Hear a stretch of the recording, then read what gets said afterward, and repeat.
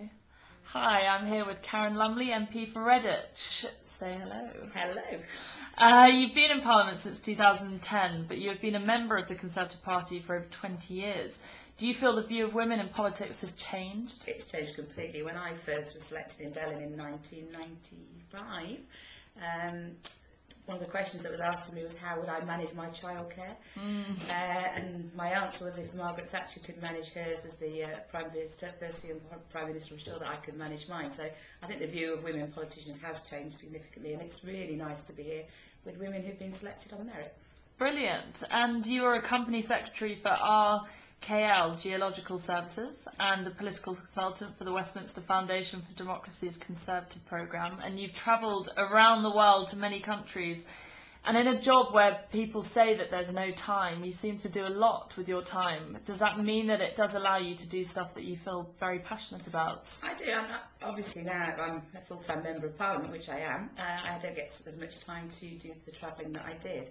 But I think it's important, those countries that you mentioned I've been to, I've a great affinity with them. And I enjoyed training people who wanted to be politicians like myself.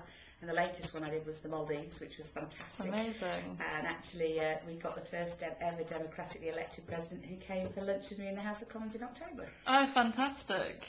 And what 3 words best describe the qualities you would need to be an MP for sort of women thinking about standing? I think you've got to be very hard working. I think you've got to be quite hard faced because you've got to take a lot of flack at times. And I think you've got to have a great sense of humour. Oh, good. And you stood in Redditch in 2001 and 2005, but you were unsuccessful. What made you keep going?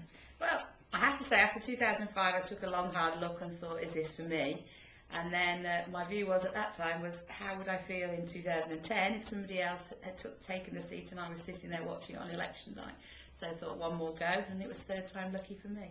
What advice would you be giving to women who were in the same position back in, where you were in 2005, having been unsuccessful, feeling a little down? Do they run again?